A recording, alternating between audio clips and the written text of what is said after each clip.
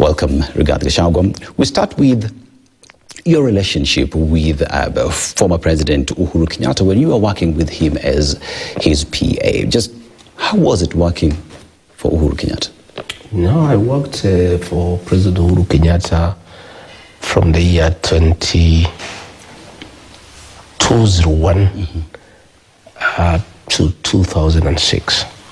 I was his personal assistant in charge of politics and political mobilization, and we had a very good time. And the journey we started with him, his first bid in 2002 did not come through. We knew it wouldn't. It was actually a strategy to anchor him for better things later. And when we didn't make it, we stayed together in the opposition. Along the way, we consulted our people back home, and they were of the opinion that he should not oppose President Mwai Kibaki. We should support Mwai Kibaki, a decision he made in 2006. It was a good decision, and it paid off. And Mwai Kibaki became president, and he was appointed deputy prime minister. And we pushed on, and he became president for 10 years. And I was part of that journey, and it's a journey that I'm proud of as part of my resume in terms of making presidents.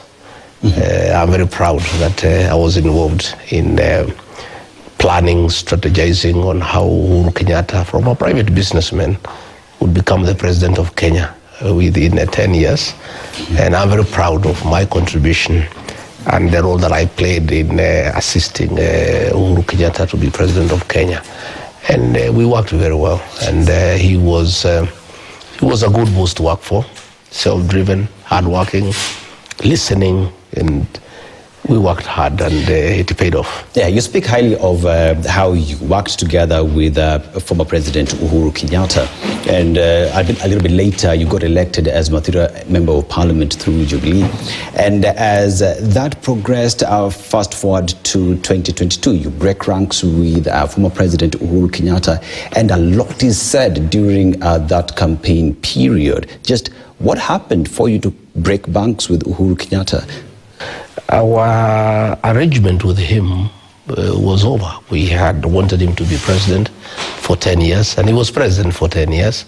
It was time to move on and move into other political ventures.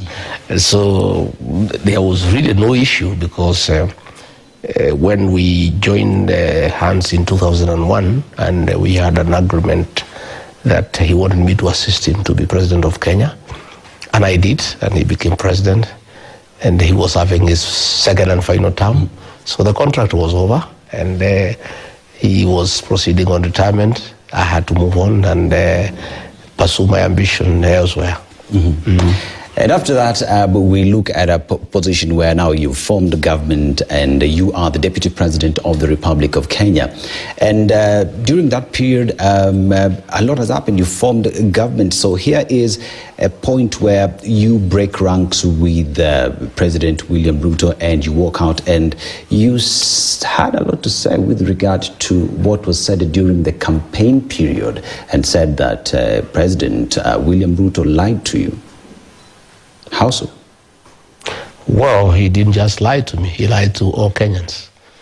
You know, this country is where we are because unknowingly we elected a very deceptive leader, a guy who lies without blinking on very simple things. Very simple, even where you need not lie.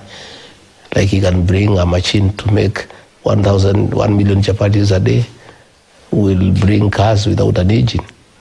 You know, we'll give diapers to everybody. You know, we were all victims of deception. And sometimes I feel like blaming myself for being duped, despite thinking that I'm a smart guy. But when I look at the number of Kenyans who are duped, bishops, reverends, pastors, businessmen, great men and women of this country, I don't blame myself. I think the guy was just a super con man. Do you regret statements you made against former President Uhuru Kenyatta during the campaign period? Campaigning was campaigning. You know, my brother, Dennis, when you are campaigning, there are no rules. Campaigning is it's not a church affair. It's not a wedding. It's rough, and there's nothing personal really. We're just looking for leadership, and the things that were said then are dropped immediately. The election is over. You don't bother about them, because when you are looking for votes, you come up with all sorts of issues against your opponents, and really there is nothing personal. Once the elections are over, you move on. Just like you have seen, even Uhuru Kenyatta himself, things that he said against Raila Odinga, then they came and patched up and they worked together. Look at William Ruto. He called Raila all sorts of names, Muganga, Nini, Kitendawili.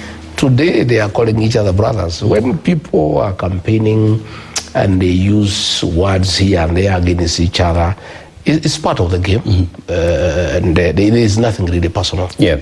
You say President William Ruto lied to you during the campaign period, and many Kenyans ask the question, are you not your own man to stand on what you believe in, to give direction as Rigathi Gachagua, and not one Rigathi Gachagua who can be influenced by another politician? I was not duped alone. All of us were duped. He was voted in by 7.2 million votes. I was just one of them. What about the other 7.1999? They were all duped. So it cannot just be Rigathi Gachagua who was duped alone. It was very many of us. And that is why many of us, plus others, are looking for an opportunity to have a remedy to that situation, that we were duped, we were conned, and we need to correct that situation, again through the vote. Now we are wiser, we know better. They say, you can fool some people sometime, but you can't fool all the people all the time. That con game by William Ruto is over. Kenyans are wise. They know, they see, they hear, and they all know that they were conned. And why probably I take a very active role in correcting this mess we are in is because I played an even greater role in putting the country in this mess we are in, because I really campaigned for the guy. I was all over convincing people, talking to them, using proverbs, using slogans, using all kinds of figurative language, describing him in very amiable terms, giving a lot of hope to the people of Kenya. And I persuaded very many, and I feel I have a greater responsibility to remedy the damage that I caused this country, and to right what is wrong. And just the way I persuaded people that this was the right guy, since now I know differently and many Kenyans know differently, I have an equal greater responsibility to be very active and be very aggressive, even much more than I was at time, to correct the situation and send the guy home and come up with better leadership.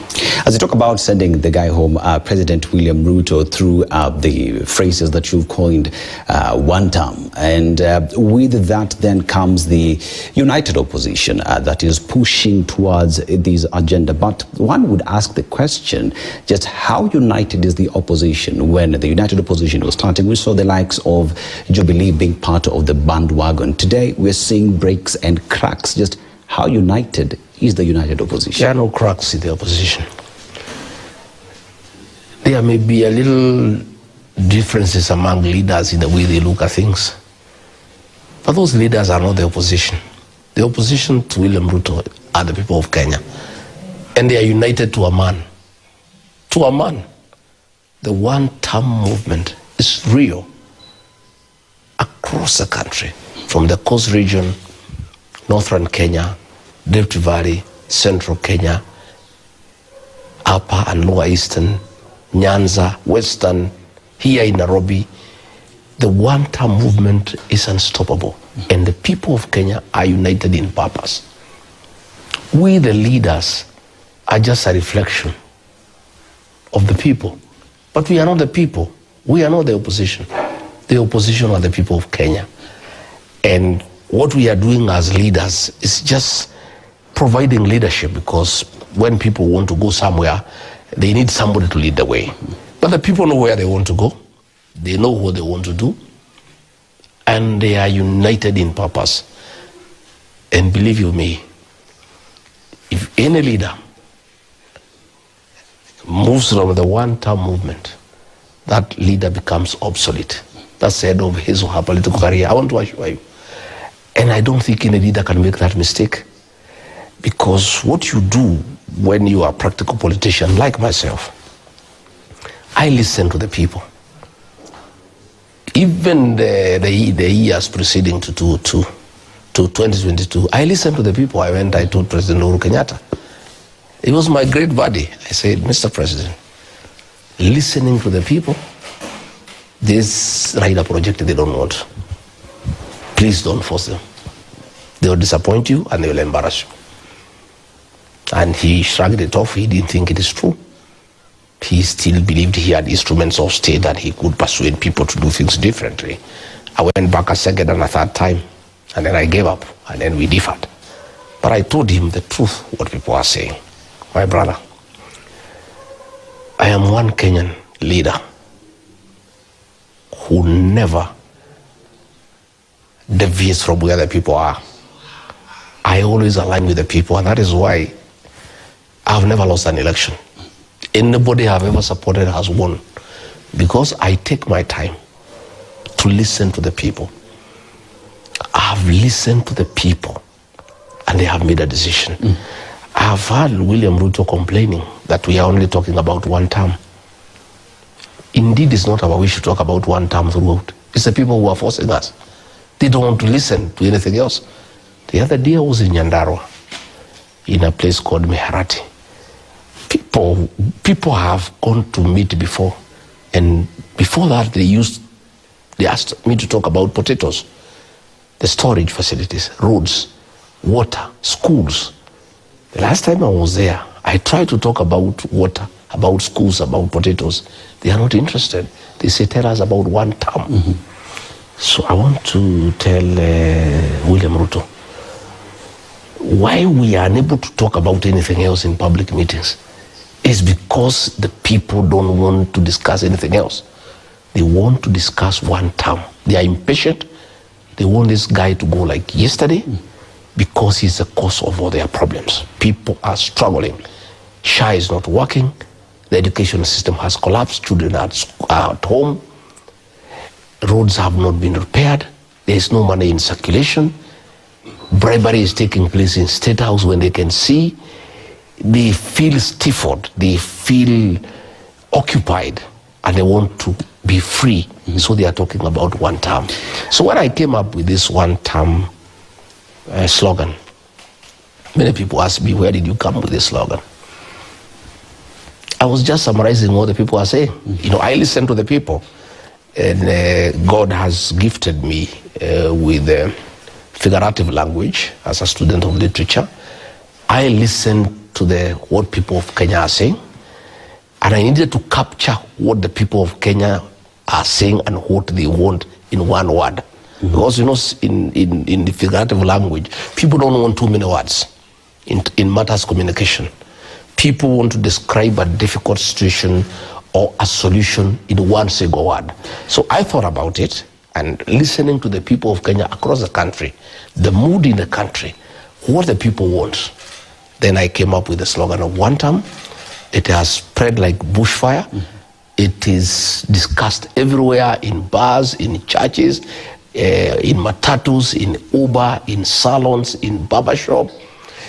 And I just listened to the people and captured their feelings, their aspirations, and what they want in one word. One word. You talk about one term, but at the time when Kenyans went to the streets to complain about the ills the government is putting on them, and one word was kufa dereva, kufa makanga. And when you talk about one term, Kenyans have insisted that it is the entire crew of politicians to go home and we reset the status of the country. How would you respond to Kenyans who say, even you, regard Gachagua, we do not want you to lead us?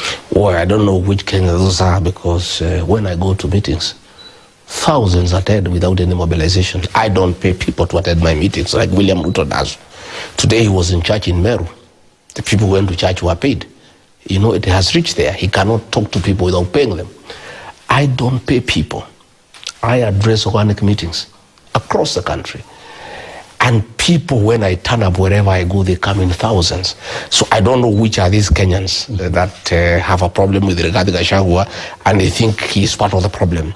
Yes, they considered me to be part of the problem, but along the way, I graduated into part of the solution. And one of the solutions that Kenyans want, that I've taken charge of, is one term. And Kenyans are happy with me because you remember when I went to the United States for 6 weeks and Kenyans were asking for me to come back because the one-term momentum was slowing down. And that is what Kenyans want. So what I did is I was a part of the problem. When I realized there's a problem, I differed with William Ruto. And along the way, I graduated into a solution that has gone well with the people of Kenya.